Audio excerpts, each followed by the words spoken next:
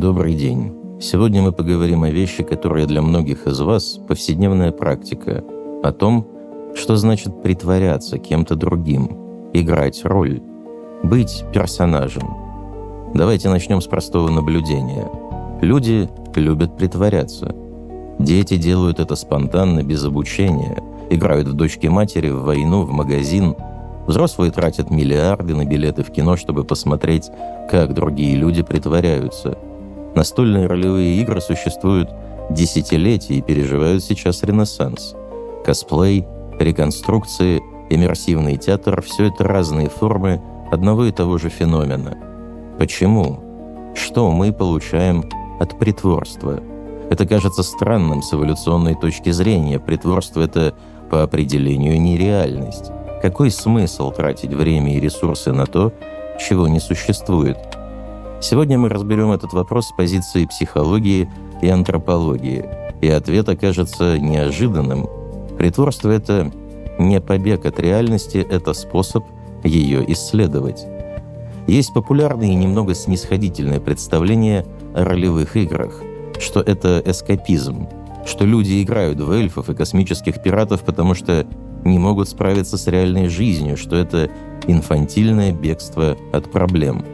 Это представление не только обидное, оно фактически неверное. Исследования показывают прямо противоположное. Ролевая игра – это сложная когнитивная и социальная деятельность, которая требует и развивает множество навыков – эмпатию, креативность, социальную координацию, эмоциональную регуляцию, способность видеть ситуацию с разных точек зрения. Более того, мы обнаружим сегодня кое-что провокационное. Мы играем роли постоянно. Не только за игровым столом, каждый день, в каждом социальном взаимодействии. Настоящий «вы» — это не что-то, что прячется под масками. Это то, что возникает из игры масок. Но давайте по порядку. Начнем с фундамента. С того, что социология и психология говорят о ролях в повседневной жизни. В 50-х годах канадский социолог Эрвинг Гофман предложил радикальную идею. Он сказал: давайте посмотрим на повседневную жизнь как на театр. Не метафорически, а буквально. Применим к социальным взаимодействиям те же категории, которые мы применяем к театральному представлению. Его книга «Представление себя другим в повседневной жизни» стала классикой социологии, и она удивительно релевантна для понимания ролевых игр. Гофман утверждал, когда мы взаимодействуем с другими людьми, мы всегда играем роль. Мы актеры. Другие люди — аудитория. Есть передний план, то, что мы показываем, и задний план, то, что мы скрываем. Есть костюмы, реквизит, сценарии. Это не цинизм и не обвинение в лицемерии. Гофман не говорит, что люди притворяются, чтобы обмануть.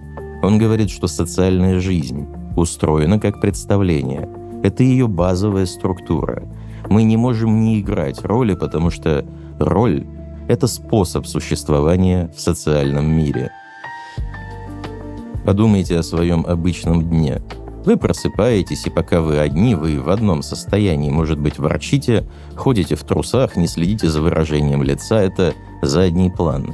Потом вы выходите из дома, встречаете соседа, мгновенно включается другой режим. Улыбка, приветствие, социально приемлемое поведение. Вы играете роль приятного соседа. Это не ложь, вы действительно можете быть приятным человеком, но вы исполняете эту роль определенным образом. На работе другая роль. С друзьями третья, с родителями четвертая, с романтическим партнером пятая. В каждом контексте вы немного другой человек. Используете разный словарь, разную интонацию, разный язык тела. Вы показываете разные стороны себя. Какая из этих ролей настоящий вы? По Гофману вопрос поставлен неправильно. Все эти роли – настоящий вы. Вы – это не что-то, что прячется за ролями, вы – это репертуар ролей, которые вы способны играть, и мастерство, с которыми вы переключаетесь между ними. Гофман также ввел понятие фрейма – рамки интерпретации ситуации. Фрейм определяет, как мы понимаем происходящее и как на него реагировать. Вот, например, два человека машут друг на друга кулаками. Это драка? Или это спарринг в спортзале? Или это сцена в фильме? Физические действия идентичны, но значение полностью разное в зависимости от фрейма, и участники, и наблюдатели должны договориться о том, какой фрейм действует. Настольная ролевая игра — это отдельный фрейм. Когда вы садитесь за стол и говорите «мой персонаж достает меч», вы переключаетесь в игровой фрейм. Все участники понимают то, что сейчас происходит, нужно интерпретировать особым образом. Это не реальность, но это и не бессмыслица. Это особый режим взаимодействия со своими правилами. Способность переключаться между фреймами – важный социальный навык. Люди, которые не умеют этого делать, выглядят странно. Человек, который в шутливом разговоре реагирует как на серьезное обвинение, нарушает фрейм. Человек, который на деловой встрече ведет себя как на вечеринке, тоже. Идеи Гофмана выросли из более ранней традиции – символического интеракционизма. Ее основатель, американский философ и социолог Джордж Герберт Мид, еще в начале XX века предложил модель, которая радикально меняет понимание того, что такое «я». Мид различал два аспекта личности, которые он называл «I» и «me». В русском это часто переводят как «я субъект» и «я объект», но перевод не передает всей глубины различия.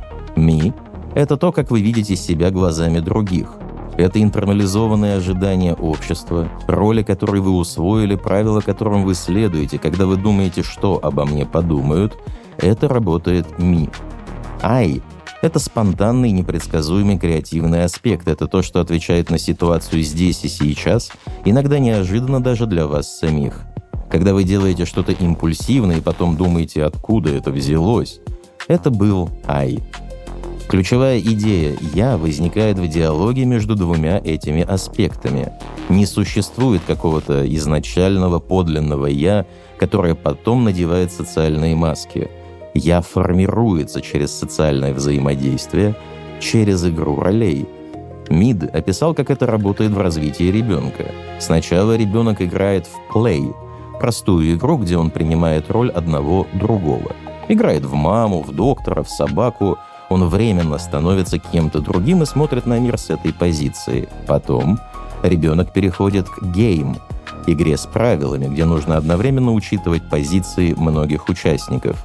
В футболе нужно понимать не только свою роль, но и роли всех игроков команды и противника. Это более сложная когнитивная задача. И, наконец, формируется обобщенный другой. Интернализованное представление об обществе в целом, о том, чего люди вообще ожидают и как принято себя вести. Заметьте, по Миду способность играть роли не побочный навык, это центральный механизм формирования личности. Ребенок, который не играет в ролевые игры, не просто лишен развлечения. Он лишен ключевого инструмента развития самосознания и социального интеллекта. Это, кстати, один из аргументов в пользу ролевых игр как образовательного инструмента. Они продолжают работу, которую начинает детская игра.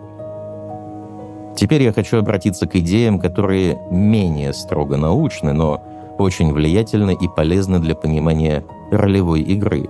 Это концепции Карла Густава Юнга, швейцарского психиатра, основателя аналитической психологии. Сразу оговорюсь, Юнг – фигура спорная с точки зрения современной научной психологии.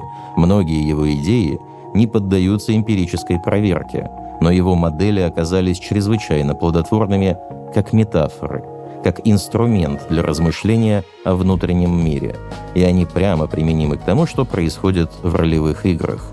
Юнг ввел понятие «персоны», и это буквально латинское слово, означающее театральную маску. Персона — это социальная личность, которую мы предъявляем миру. Это тот образ себя, который мы культивируем для других. Персона необходима. Без нее мы не могли бы функционировать в обществе. Но Юнг предупреждал об опасности полного отождествления с персоной. Когда человек верит, что он и есть его социальная маска, он теряет контакт с другими частями своей психики, он становится ригидным, негибким, поверхностным. Противоположность персоны – тень. Это те аспекты личности, которые мы не принимаем, отрицаем, прячем от других и от себя. Не обязательно что-то плохое, просто то, что не вписывается в образ, который мы хотели бы предъявлять. Человек, который культивирует образ рационального интеллектуала, может отправить в тень свою эмоциональность. Человек, который гордится добротой, может не признавать собственную агрессию. Человек, который считает себя серьезным профессионалом, может подавлять свою игривость. По Юнгу тень не исчезает от того, что мы ее игнорируем. Она продолжает существовать и влиять на поведение, но теперь бесконтрольно. Мы проецируем ее на других, не понимая, что видим в них собственные отвергнутые качества, или она прорывается в неожиданные моменты. Здоровое развитие личности по Юнгу требует интеграции тени, признания и принятия тех частей себя, которые мы отрицали, не потакание им, а именно признание. Да, это тоже часть меня. И вот здесь мы подходим к тому, почему ролевые игры могут быть психологически ценны. Когда вы играете персонажа, который отличается от вашей обычной персоны, вы получаете возможность исследовать те части себя, которым обычно нет места. Это безопасное пространство для эксперимента. Тихий человек может играть харизматичного лидера, осторожный — безрассудного авантюриста, добрый — морально неоднозначного антигероя. И в процессе игры обнаружить, что эти качества не так чужды ему, как казалось, что они тоже часть репертуара возможностей. Это не психотерапия в строгом смысле, но это, используя юнгианский термин, форма активного воображения. Диалог с частями себя через внешнюю проекцию. Важно, это работает именно потому, что есть рамка игры, фрейм, который говорит «это не по-настоящему». Эта рамка создает безопасность. Вы можете исследовать агрессию, не становясь агрессором. Вы можете исследовать уязвимость, не становясь жертвой. Игра — это защищенное пространство для эксперимента с идентичностью. Переходим от глубинной психологии к когнитивной науке.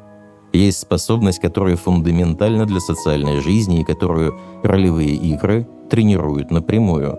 Она называется теория разума.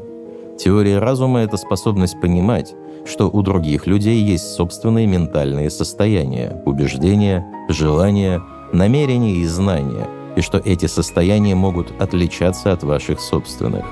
Это кажется очевидным, но это сложная когнитивная способность, которая развивается постепенно. Маленькие дети ее не имеют. Знаменитый тест. Ребенку показывают сценку, где кукла Салли кладет мяч в корзину и уходит, пока ее нет.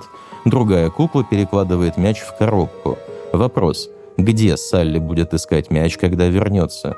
Дети до 4 лет обычно говорят «в коробке». Они не могут отделить свое знание от знания Салли. Они знают, что мяч в коробке, и не понимают, что Салли этого не знает. Это отсутствие теории разума.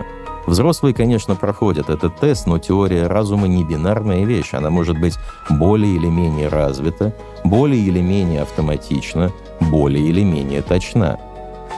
Теория разума тесно связана с тем, что психологи называют perspective taking – принятием перспективы другого. Это способность мысленно встать на место другого человека и увидеть ситуацию его глазами. Исследования показывают, что perspective taking — это навык, который можно тренировать. И ролевые игры — один из самых эффективных инструментов для этого. Когда вы играете персонажа, вы вынуждены систематически задавать себе вопрос, что мой персонаж знает, а чего не знает, чего он хочет, чего боится, как он воспринимает эту ситуацию. Вы должны отделить свои знания и мотивации от знаний и мотиваций персонажа.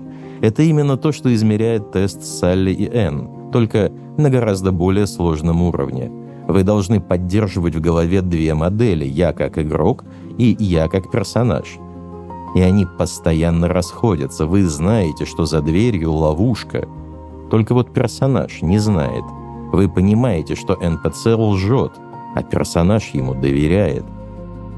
Постоянная практика такого разделения развивает способность делать это и в реальной жизни. Понимать, что другие люди видят мир иначе, чем вы. Perspective taking — когнитивный компонент эмпатии. Но есть и эмоциональный компонент, способность не просто понять, что чувствует другой, но и отозваться на это эмоционально. Здесь ролевые игры тоже работают, но через другой механизм.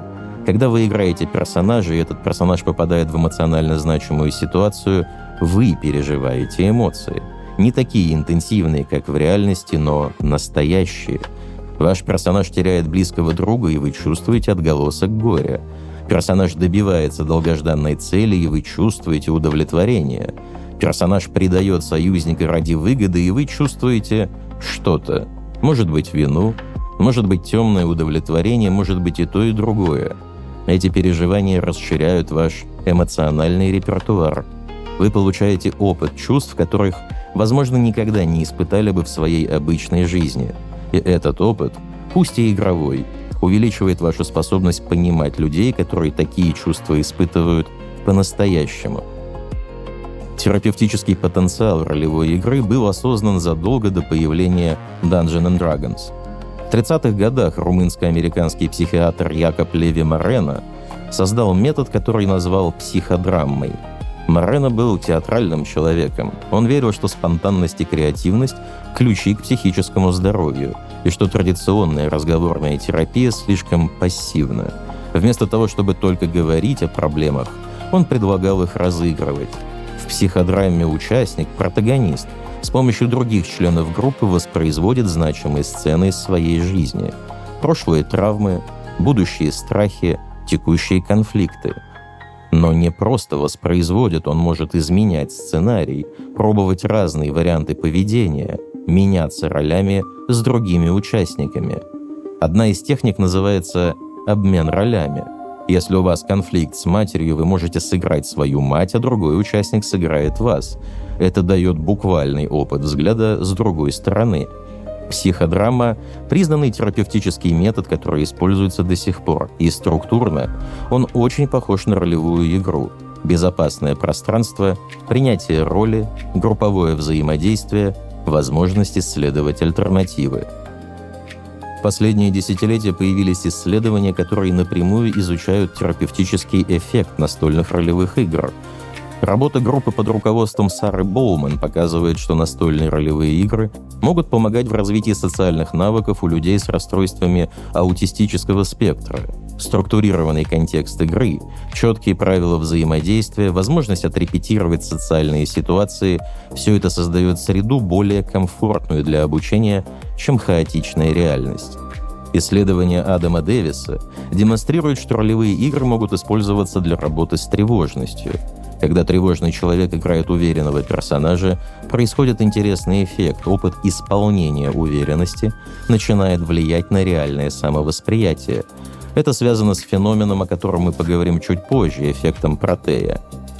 Программы типа Game to Grow и Geek Therapeutics систематически используют настольные ролевые игры как терапевтический инструмент для работы с детьми и подростками. Это не шарлатанство. Это практика, основанная на исследованиях и клиническом опыте. В сообществе ролевых игр есть термин, который описывает важный феномен – bleed. Это перенос эмоций и состояний между игроком и персонажем. Bleed in – когда ваше реальное состояние влияет на персонажа. Вы устали после работы, и ваш персонаж становится раздражительным. Вы поссорились с другом, и ваш персонаж конфликтует с союзниками. Bleed out – когда игровой опыт влияет на вас после игры. Персонаж пережил предательство, и вы после сессии чувствуете себя подавленно. Персонаж совершил героический поступок, и вы чувствуете подъем. Блид может быть проблемой, если он неожиданный и неконтролируемый, но он также может быть ресурсом. Скандинавская школа Ларпа сознательно работает с блидом, создавая игры, которые должны вызвать сильный эмоциональный отклик. Понимание блида важно для безопасности. Если вы ведете или организуете игру, вы должны понимать, что эмоциональный опыт в игре реальный, даже если события, его вызывающие, вымышлены, и о нем нужно заботиться. В 2007 году исследователи Ник Йи и Джереми Бейлинсон опубликовали работу, которая описала феномен, известный как «эффект Протея», в честь греческого бога, способного менять форму. Они обнаружили, что характеристики аватара в виртуальном мире влияют на поведение человека, который этим аватаром управляет, причем влияют и в игре, и после нее. В одном эксперименте участники с более высокими аватарами вели себя более уверенно в переговорах, и эта уверенность сохранялась, когда они потом общались с реальными людьми лицом к лицу. В другом эксперименте участники с более привлекательными аватарами были более социально открыты. Это не просто мне дали высокого персонажа, и я решил играть уверенно. Эффект был автоматическим и неосознанным. Люди не отдавали себе отчета в том, что их поведение изменилось под влиянием аватара. Механизм, вероятно, связан с самовосприятием. Когда вы видите себя определенным образом, даже через аватара, это влияет на то, как вы себя ведете. Аватар становится своего рода зеркалом, которое показывает возможную версию вас. Эффект Протея изучался в основном на видеоиграх и виртуальных мирах, где есть визуальный аватар. Но есть основания полагать, что аналогичные механизмы работают и в настольных ролевых играх, хотя и через воображение, а не визуализацию. Когда вы играете смелого персонажа, вы практикуете смелость. Вы говорите смелые вещи, принимаете смелые решения, справляетесь со смелыми вызовами. Пусть и в воображаемом контексте, но ваш мозг получает опыт «я был смелым, и это работало». Этот опыт не полностью переносится в реальность. Никто не утверждает, что после игры за воина вы сможете драться на мечах. Но эмоциональный и социальный опыт переносится частично. Практика публичных выступлений за харизматичного барда может снизить вашу тревогу перед реальными выступлениями. Не магически, а через механизм постепенного привыкания и расширения зоны комфорта. Это называется enclosed cognition. Влияние символической одежды на мышление. Когда вы надеваете роль, она начинает влиять на то, как вы думаете и действуете, и часть этого влияния сохраняется. Есть еще одна теоретическая рамка, которая помогает понять ценность ролевой игры. Это теория расширения «я» – Self-Expansion Theory, разработанная психологами Артуром и Эйлен Аррен. Теория утверждает, что у людей есть фундаментальная мотивация расширять свое «я», включать в него новые перспективы, способности, опыт, ресурсы. Мы стремимся к росту, и этот рост ощущается как приобретение нового. Одна из важных форм расширения – через отношения. Когда вы близки с кем-то, вы частично включаете этого человека в свое «я». Его победы ощущаются как ваши победы. Его знания становятся отчасти вашими знаниями. Граница «я» размывается. Но расширение возможно не только через отношения. Любой новый значимый опыт может расширять «я». Путешествие, обучение новому навыку, погружение в чужую культуру, и исследователи обнаружили это нарративное погружение в историю. Когда вы глубоко вовлечены в историю, читаете книгу, смотрите фильм, играете в игру, вы временно расширяете свое «я», включая в него персонажей и их миры. Связанный феномен «нарративный транспорт». Термин ввела психолог Мелани Грин. Это состояние глубокого погружения в историю, когда вы переноситесь в нарративный мир. В состоянии нарративного транспорта границы между вами и историей размываются. Вы переживаете эмоции персонажей. Вы визуализируете мир истории так ярко, что реальное окружение отступает на второй план. Время течет иначе. Критическое мышление снижается. Это не пассивное переживание. Исследования показывают, что нарративный транспорт может менять установки и убеждения. Люди, которые были глубоко погружены в историю с персонажем определенной группы, показывают меньше предубеждений к этой группе после игры. Настольные ролевые игры создают особенно интенсивную форму нарративного транспорта, потому что вы не просто наблюдаете за персонажем, вы активно принимаете решения за него. Это ваши выборы двигают историю. Степень вовлеченности намного выше, чем при пассивном потреблении нарратива. Давайте соберем все вместе. Мы начали с вопроса, почему люди притворяются, и ответ оказался многослойным. На социальном уровне мы всегда притворяемся. Социальная жизнь структурирована как театр. Роли – не маскировка подлинного «я», а способ его существования.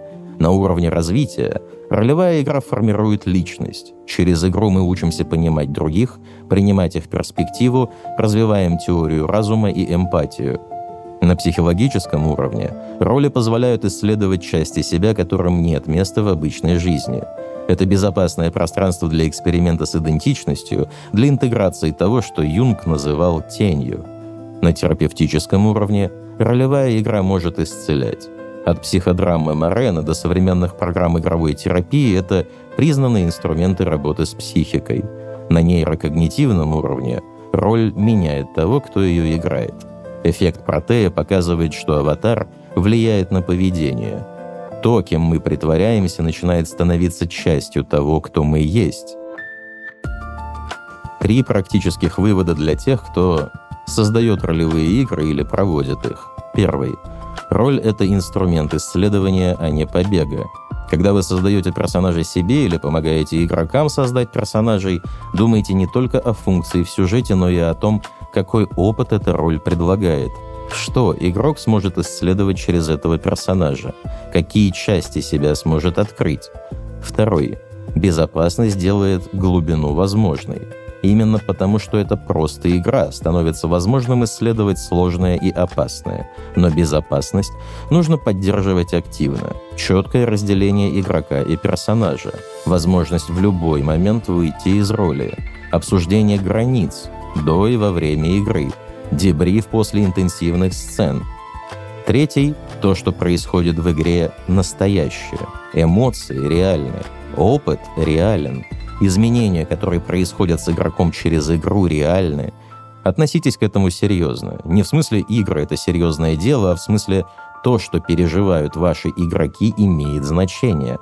Это не просто развлечение, это практика бытия человеком. И напоследок одна мысль, которая, возможно, изменит то, как вы смотрите на свое хобби. То, чем вы занимаетесь за игровым столом, это древнейшая человеческая практика. Люди играли роли у костров задолго до появления письменности. Шаманы надевали маски и становились духами. Актеры в древнегреческом театре буквально носили персоны. Ритуалы перехода во всех культурах включают принятие новой роли, новой идентичности. Настольные ролевые игры — современная форма этой практики. Более структурированная, более рефлексивная, более доступная, но по сути то же самое. Способ расширять границы того, кем мы можем быть. Способ практиковать человечность в безопасном пространстве. Способ становиться больше, чем мы есть. Это не эскапизм, это исследование. Не бегство от себя, а путешествие к себе через других. Счастливого путешествия!